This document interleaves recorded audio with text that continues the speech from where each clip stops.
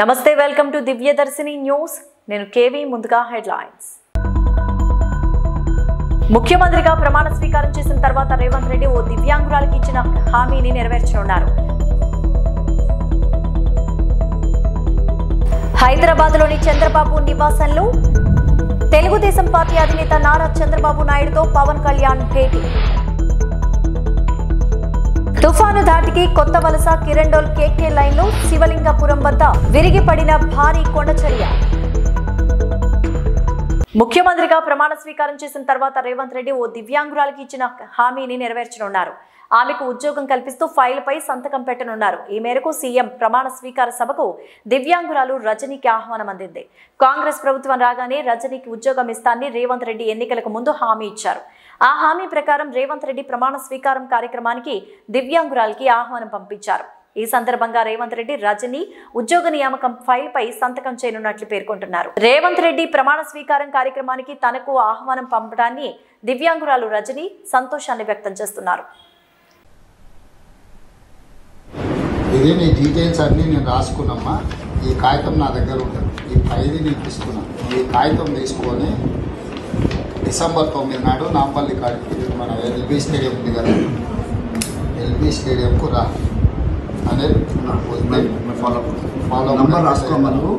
నా నంబర్ రాసుకొని టచ్లో ఉంటుంది.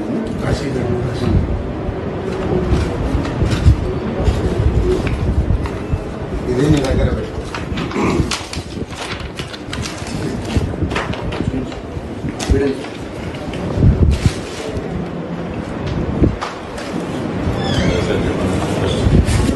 మొత్తం ఉన్నాయి కదమ్మా.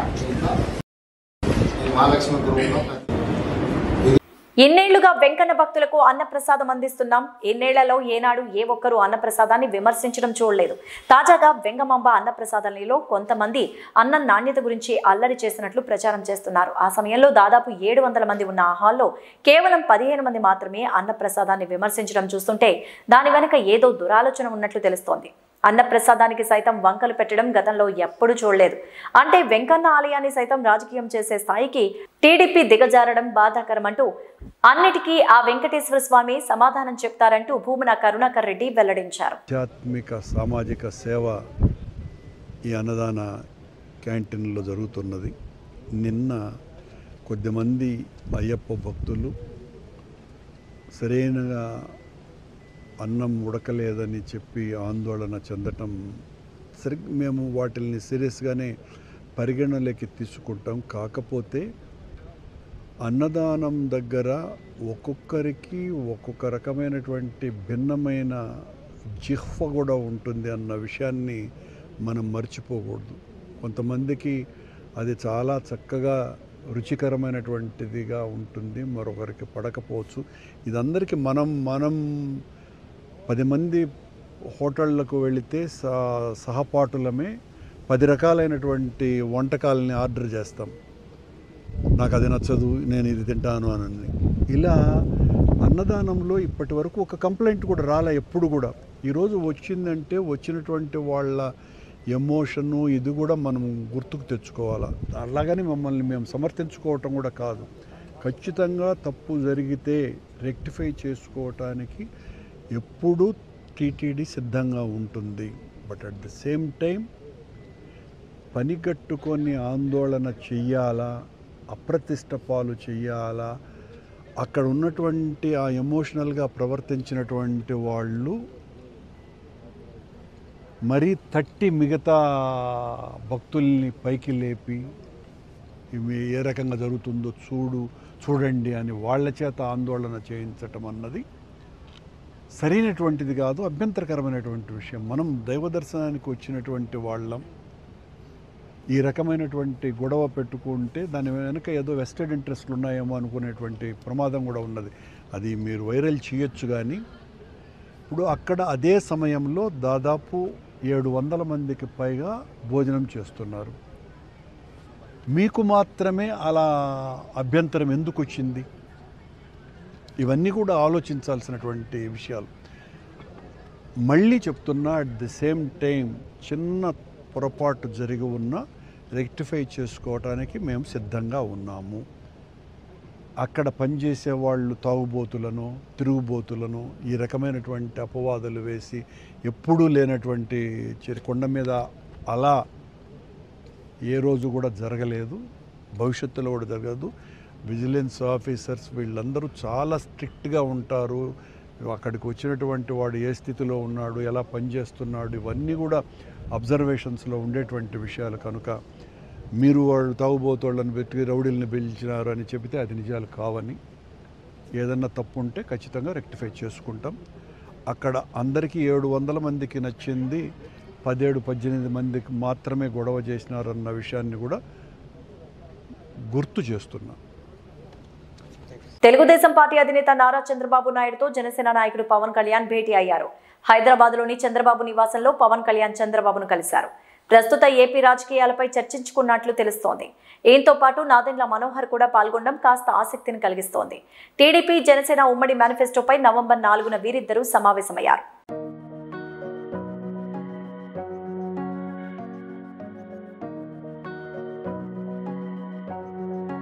దేశంలో కొన్ని ప్రాంతాల్లో ప్రత్యేకమైన జాతరలు, ఉత్సవాలు జరుగుతూ ఉంటాయి. కర్రలతో కొట్టుకునే ఉత్సవం, టమాటాలతో కొట్టుకునే ఉత్సవం, పేడతో కొట్టుకునే ఉత్సవం, ఇలా రకరకాల ఆచార సాంప్రదాయాలు పాటిస్తూ ఉంటారు. ఇక టమాటా ఉత్సవానికి స్పెయిన్ ప్రసిద్ధి. అక్కడ అందరూ టన్నుల కొద్దీ టమాటాలతో కొట్టుకుంటూ ఆ రసంలో మునిగి తేలుతూ ఎంజాయ్ చేస్తారు. సరిగ్గా అలాంటి జాతరే ఉమ్మడి విశాఖ జిల్లాలో ఆచరిస్తారు. అయితే ఇక్కడ వీరు వాడేది టమాటాలు కాదండోయ్, బురద. ఒళ్లంతా బురద పూసుకొని చిన్న పెద్ద యువత అందరూ సంతోషంతో మునిగి తేల్తారు.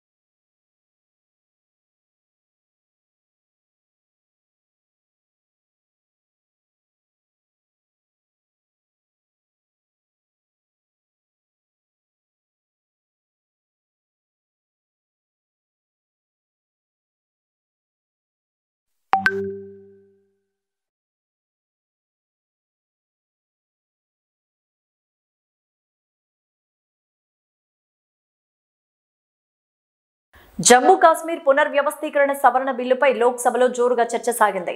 పాక్ ఆక్రమిత కశ్మీర్లో ఎన్నికలకు సిద్ధమవుతున్న కేంద్రం లోక్సభలో జమ్మూ కాశ్మీర్ పునర్వ్యవస్థీకరణ రిజర్వేషన్ బిల్లుల్ని ప్రవేశపెట్టింది.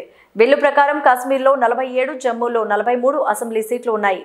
పీఓకేలో 24 సీట్లను కేంద్ర ప్రభుత్వం రిజర్వ్ చేసింది. గతం కంటే కశ్మీర్లో అదనంగా 1, జమ్మూలో 7 సీట్లను పెంచింది. కొత్త కోటా ప్రకారం పండిట్లకు 2 అసెంబ్లీ స్థానాలు కేటాయించింది. పాక్ ఆక్రమిత కశ్మీర్ కూడా మనదేని లోక్సభలో అమిత్ షా తెలిపారు. చర్చ సందర్భంగా కేంద్ర హోంమంత్రి అమిత్ షా మాట్లాడారు. బిల్లు లక్ష్యాలపై అందరూ ఏకీభవిస్తున్నారని చెప్పారు. ప్రజలకు న్యాయం చేసేందుకే ఈ బిల్లు అని తెలిపారు. తాను తీసుకొచ్చిన బిల్లు 70 ఏళ్లుగా న్యాయానికి గురైన, అవమానించినా పట్టించుకొని వారికి న్యాయం చేసే బిల్లు అంటూ వ్యాఖ్యానించారు. ఈ బిల్లు గత 70 ఏళ్లలో అన్యాయానికి గురైన వారిని ముందుకు తీసుకువెళ్లే బిల్లు అంటూ కేంద్ర హోంమంత్రి అభిప్రాయపడ్డారు. ఈ బిల్లు సొంత దేశంలో నిర్వాసితులైన వారికి గౌరవం, నాయకత్వం అందిస్తుందని తెలిపారు. सूचना मिलती है कि आतंकवादी छिपा है, पुलिस इस पर हमला करती है तो भी वो आतंकवादी मुठभेड़ मानी जाती है. इस प्रकार की 70% कमी आई है 2004 से 14 में और 14 से 23 में. नागरिकों के मृत्यु के अंदर 72% की कमी आई है और सिक्योरिटी फोर्सेस के मृत्यु के अंदर 59% की कमी नरेंद्र मोदी सरकार में. इसलिए मैं कहता हूं, मैं ठीक ही कहता था, अलगाववाद की भावना का मूल, उसका उद्भव स्थान आर्टिकल 370 है, वो जाएगा. अलगाववाद की भावना भी over a period of time खत्म होगी और आतंकवाद भी खत्म. और कल पथराव की बात करते, मैंने 2 साल लिए हैं साहब. 2010 2654 पथराव की घटनाएं हुई थी 2010 में. 2023 में 0, एक भी पथराववाद नहीं. ऑर्गेनाइज हड़ताल जो कॉल देकर, पाकिस्तान से कॉल देते थे इनके आका और कश्मीर की वैली और जम्मू बंद हो जाते थे। 132 ऑर्गेनाइज हड़तालें हुई थी 2023 में, एक भी हड़ताल नहीं, एक भी बंद नहीं। मान्यवर, पथराव में नागरिकों की मृत्यु 2010 में 112 हुई थी, 23 में क्योंकि पथराव ही नहीं हुआ है, नो इंजर्ड नो डेथ। मान्यवर, सिक्योरिटी फोर्सेस पथराव के कारण 6235 हुए थे इंजर्ड सिक्योरिटी फोर्सेस, और इस बार क्योंकि पथराव ही नहीं हुआ है, 0 इंजर्ड है। क्या बदला हुआ है? इनको मैं कहता हूं क्या बदला हुआ है? अरे इसी सदन में रहकर सारी मर्यादाएं तोड़कर अगर धारा 370 खत्म हुई तो खून की नदियां बह जाएगी। कहते थे खून की नदियां छोड़ो, कंकड़ चलाने की हिम्मत नहीं है किसी की। इस तरह की व्यवस्था भारतीय जनता पार्टी की सरकार। और मान्यवर, सीज फायर के वायोलेशन की घटना 2010 में 1 साल में మేచాంగ్ తుఫాను బాధిత రైతులను తక్షణమే ఆదుకుంటామంటూ అన్నమయ్య జిల్లా కలెక్టర్ గిరీష్ అన్నారు. 300 హెక్టార్ల వరకు పంట నష్టం జరిగిందని అంచనా వేశారు కలెక్టర్. ఎన్ని రోజుల లోపల రైతులకు నష్టపరిహారం అందిస్తారని మన మీడియా మిత్రుడు లక్ష్మీ వెంకట నరసారెడ్డి అడిగిన ప్రశ్నకు 10 రోజుల్లో పరిహారం అందేలా చేస్తామని హామీ ఇచ్చారు కలెక్టర్. శిరీష ప్రభుత్వ విప్ కొరమట్ల శ్రీనివాసులు ఈ కార్యక్రమంలో పాల్గొన్నారు.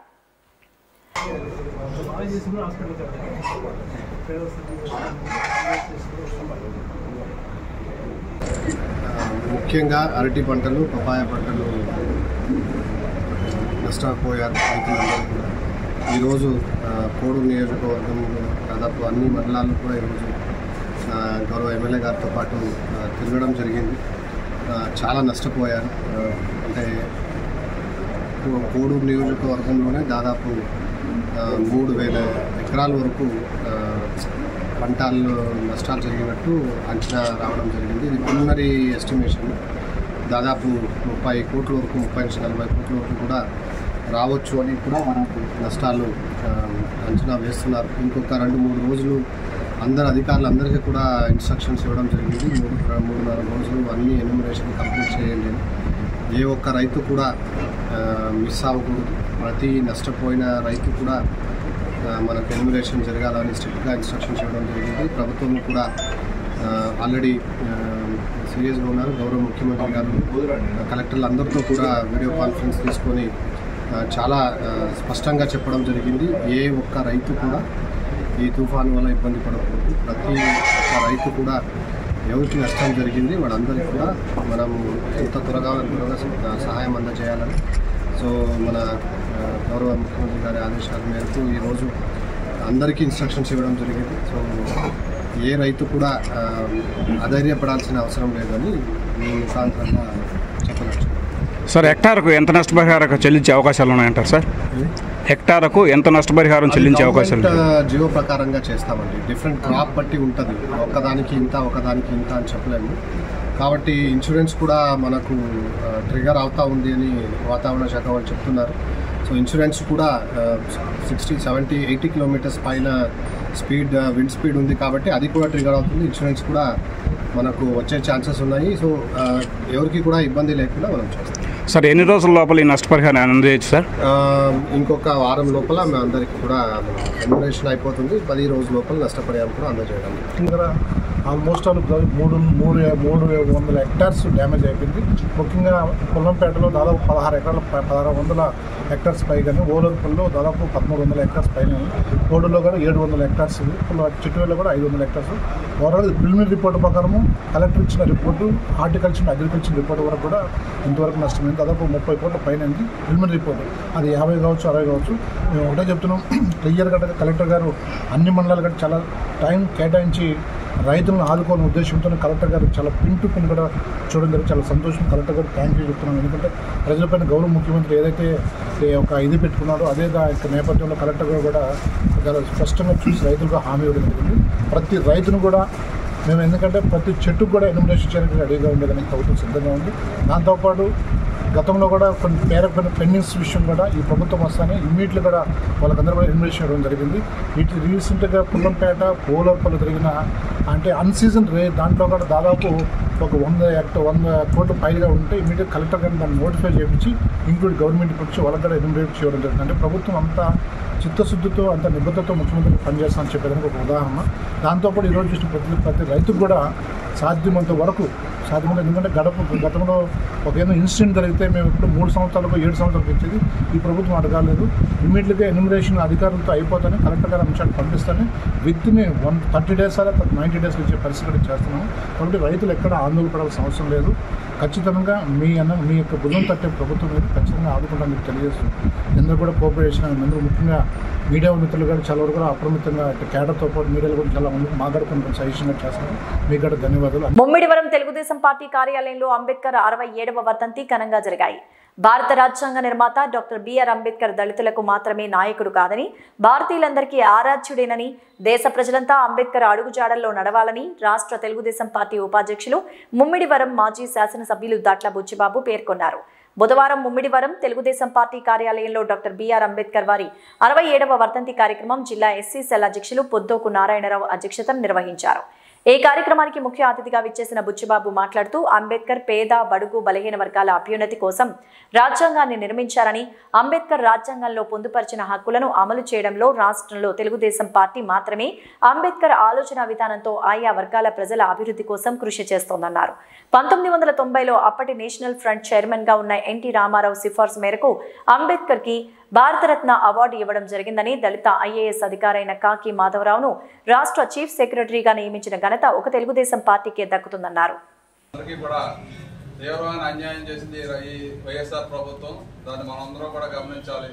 అదే కాకుండా మన నాయకుడు చంద్రబాబు నాయుడు గారిని కూడా అక్రమంగా అన్యాయంగా కేసు పెట్టి ఇబ్బంది పెట్టే పరిస్థితి. ఎందుకంటే చంద్రబాబు నాయుడు గారు సుదీర్ఘమైన అనుభవం, ఎప్పుడు కూడా 24 గంటలు కూడా ఈ రాష్ట్రం గురించి, రాష్ట్ర ప్రయోజనం గురించి కష్టపడే వ్యక్తి. మరి అదే కాకుండా ఈ రోజు చూస్తారు, ఆ రోజు కేసీఆర్ గానీ, ఈ రోజు మరి రేవంత్ రెడ్డి గానీ కూడా ఆ రోజు తెలుగుదేశం పార్టీ నుంచి బయటకు వెళ్ళిన సీఎం అయ్యే పరిస్థితి. ఎందుకంటే అంత మోహన్. డాక్టర్ బిఆర్ అంబేద్కర్ కోనసీమ జిల్లా ముమ్మిడివరం మిచోంగ్ తుఫాన్ ప్రభావంతో కురుస్తున్న వర్షాలకు ముమ్మిడివరం నియోజకవర్గంలో నీట మునిగి దెబ్బతిన్న వరి పంట పొలాలను పరిశీలించారు టీడీపీ రాష్ట్ర ఉపాధ్యక్షులు మాజీ MLA Datla Buchibabu. Amalapuram parliament TDP in charge Ganti Harish మాధురులతో కలిసి టీడీపీ నాయకులు వరి రైతుకు ఎకరాకు 30,000 పరిహారం ఇవ్వాలంటూ ఎటువంటి నిబంధనలు లేకుండా తడిసిన ధాన్యం కొనుగోలు చేయాలని, దెబ్బతిన్న కాయగూరలు, అరటి పంటలు వేసిన రైతులను ఆదుకోవాలంటూ డిమాండ్ చేశారు. ఈ ప్రభుత్వం రైతులకు న్యాయం చేయకపోతే ఆందోళన బాట పడతామంటూ హెచ్చరించారు. టీడీపీ అధికారంలోకి వచ్చాక ప్రతి రైతును ఆదుకుంటామని హామీ ఇచ్చారు.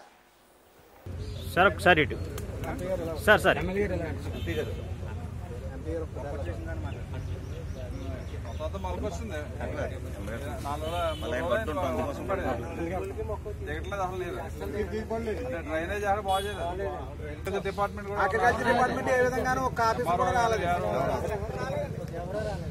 ఈ ప్రభుత్వం పనితీరు అంతలా ఇక్కడ చంద్రబాబు నాయుడు అయితే అంటే గ్రాఫ్ డ్యామేజ్ అయితే అలా సైక్లోన్ పడితే అంటే అలర్ట్ చేసి ఎక్కడ ఇబ్బంది లేకుండా ఆయన వచ్చి చూసేవాడు. ఈవేళ దున్నపోత మీద వర్షం కురిసినట్టుగా ఈ ప్రభుత్వం వచ్చిన తర్వాత ఎక్కడ రైతులు పట్టించుకునేది లేదు. ఈ రైతు అమ్మిన ధాన్యం కూడా 3 నెలల దాకా డబ్బులు లేవు. ఎక్కడ ఒక డ్రైనేజ్ కానీ ఒక కాలువ కానీ బాగు చేసిన దాఖలాలు లేవు. ఈ ప్రభుత్వం వచ్చిన తర్వాత చాలా ఇబ్బందిగా 10 కాలాల పాటు ప్రజలకు సేవలు అందించిన ఏటిగట్టు రహదారి కృంగిపోయింది. 10 కోట్ల ప్రజాధనంతో నిర్మించిన రోడ్డు 10 నెలలు కాకుండా ఇక సెలవు అంటూ కుంగిపోయింది. మళ్లీ జన్మ అంటూ ఉంటే ఈ కాంట్రాక్టర్ చేతికి చిక్కను అంటూ తనువు చాలించింది. దీంతో కాట్రేని కోనతో పాటు ఇతర మండలాలకు చెందిన వాహనాలు మురబండ్ల వెళ్లడానికి బ్రేక్ పడినట్లు సమాచారం.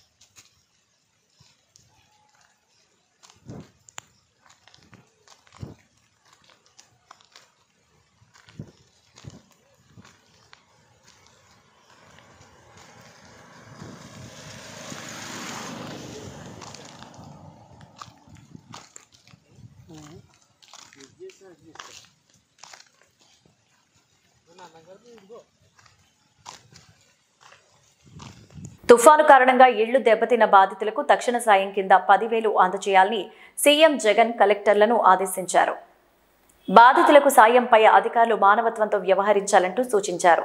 తుఫాను ప్రభావిత జిల్లాల కలెక్టర్లు, ఎస్పీలు, ఇతర ఉన్నతాధికారులతో వీడియో కాన్ఫరెన్స్ ద్వారా ముఖ్యమంత్రి క్యాంపు కార్యాలయం నుంచి సీఎం జగన్ సమీక్ష నిర్వహించారు. సమీక్షలో భాగంగా అధికారులు తుఫాను ప్రభావం చేపడుతున్న సహాయక చర్యలపై సీఎంకి వివరాలు అందజేశారు. ఈ సందర్భంగా సీఎం జగన్ మాట్లాడుతూ అధికారులంతా మీ ప్రాంతాల్లో సాధారణ పరిస్థితులను తీసుకురావడంపై దృష్టి సారించాలన్నారు. వర్షాల వల్ల ఇళ్లు దెబ్బతిన్న వారికి 10,000 ఇచ్చే విషయంలోనూ వర్షాలు కారణంగా ముంపుకు గురైన లోతట్టు ప్రాంతాల వారిని క్యాంపులకు తీసుకొచ్చి వారిని చూసుకునే విషయంలో, క్యాంపుల నుంచి తిరిగి ఇళ్లకు వెళుతున్న సందర్భంలో వారికి ఇవ్వాల్సిన సహాయం వారికి ఇవ్వాలన్నారు. రేషన్ పంపిణీలో కూడా ఇలాంటి లోపం ఉండకూడదని తెలిపారు. పంటల రక్షణ, పంటలకు పరిహారం అందచేయడం, తడిసిన ధాన్యాన్ని కొనుగోలు చేయడం దగ్గర నుంచి అన్ని రకాలుగా రైతుకు ప్రతి అడుగులో తోడుగా ప్రభుత్వం ఉంటుందన్నారు. 80% సబ్సిడీపై విత్తనాల సరఫరాకు అన్ని రకాలుగా సిద్ధం కావాలన్నారు. రకాలుగా ఏ రైతుకు కూడా నష్టం అనేది జరగకోకుండా ప్రతి అడుగులోనూ గవర్నమెంట్ తోడుగా ఉంటుంది అన్న సంకేతం ప్రతి రైతుకు కూడా మొరల్ బూస్టింగ్ చేస్తూ గవర్నమెంట్ మెసేజ్ పంపించమని చెప్పి కూడా ప్రతి కలెక్టర్కు my sincere advice to all of them. I think all of you are doing a good job, and especially when you have a senior IAS officer who's got past experiences, good collectors also sitting down with you and also monitoring the situation in your respective districts along with you. But nevertheless, కొన్ని చిన్న విషయాల మీద కొంచెము ధ్యాస అన్నది మాత్రము miss కాకుండా చూసుకోండి. The most important aspect one should always remember is empathy. This is one thing that you people should never forget. మనము బాధితుల ప్లేస్లో మనం ఉంటే what kind of empathy we would expect from the government, ఎక్కడ కూడా తక్కువ లేకుండా చూసుకోండి. That is the most important thing. ఒక 10 రూపాయలు ఎక్కువ ఖర్చు అయినా పర్వాలేదు, not an issue. I'm not going to question you, I'm not going to ask you, but please show empathy. That is the most important thing. ఎక్కడ కూడా ప్రతి ఒక్కరు ముఖంలో కూడా ఎక్కడైనా కూడా ఇంత కష్టంలో కూడా మా కలెక్టర్లు మమ్మల్ని బాగా ఆదుకున్నారు, మా కలెక్టర్లు మమ్మల్ని బాగా చూసుకున్నారు అనే మాటే వినిపించాలి. వేరే ఏ రకమైన మాట కూడా వినిపించకూడదు అన్నది please bear that in mind. In regard to 10,000 రూపాయలు థ్యాచ్డ్ హౌసెస్ డిస్ట్రాయ్ అయినప్పుడు సహాయం చేసే విషయం కానీ, లేకపోతే లోతట్టు ప్రాంతం నుంచి షిఫ్టింగ్ చేసి క్యాంపులకు తీసుకొచ్చి ఆ తర్వాత పంపించేటప్పుడు చేయాల్సిన ఫార్మాలిటీస్ అయితేనేమి, క్యాంపుల్లో బాగా చూసుకోవడం విషయం అయితేనేమి, ఆర్ పాకెట్లలో మనం పెట్టి రేషన్ డిస్ట్రిబ్యూషన్ చేసే కార్యక్రమాలు అయితేనేమి, ప్రతి విషయంలోనూ be mindful of these details. The most important thing is saving the crops. So దీనికి సంబంధించి డ్రైనింగ్ అవుట్ ఆఫ్ వాటర్ అన్న దాని మీద, అన్న అంశం మీద విపరీతమైన ఫోకస్ పెట్టండి. And restoration of power need not mention. Highest priority on war footing basis meeda at the earliest, please make sure that every village comes back to normalcy. So the most important thing. And similarly, ekkadekadaithe road lo cut off ayipoyinayo akkada temporary restoration of these roads gaani, ee cut off ayipoyina tanks gaani, వీటికి సంబంధించి కూడా equally important అంశం కింద భావించి ఈ temporary restoration మీద అత్యంత ప్రాధాన్యత ఇచ్చే కార్యక్రమం కూడా కంటిన్యూ చేసే కార్యక్రమాలు కూడా చూసుకోండి. చాలా చోట్ల తెరుపు వచ్చింది కాబట్టి ఇమీడియట్లీ ఈ శానిటేషన్ డ్రైవ్ అనేది immediately follow it up with sanitation drive.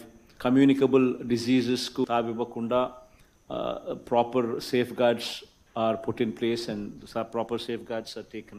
So వీటి విషయంలో కూడా ఈక్వల్గా కూడా ధ్యాస పెట్టే కార్యక్రమం కూడా ఖచ్చితంగా చేయండి. ఇన్ఫ్యాక్ట్ అన్ఫార్చునేట్గా ఒక కానిస్టేబుల్ కూడా డ్యూటీ చేస్తూ ఉండి చెట్టు తన మీద పడి చనిపోయిన ఘటన కూడా కడపలో చోటు చేసుకుంది అని కూడా విన్నా. It's very unfortunate. ఆ కుటుంబానికి కూడా అన్ని రకాలుగా కూడా government will stand by it. ఆ కుటుంబానికి కూడా ఖచ్చితంగా లాస్ట్ టైం మనం ఇచ్చినట్టుగా 30 లక్షల రూపాయలు ఖచ్చితంగా సీఎంఆర్ఎఫ్ నుంచి, ఖచ్చితంగా గవర్నమెంట్ సైడ్ నుంచి సహాయం అందించేట్టుగా కూడా అన్ని రకాల చర్యలు కూడా తీసుకోండి. The moral of every officer, ఒక కానిస్టేబుల్. ఇవే బులెటిన్ అప్డేట్స్. నమస్తే.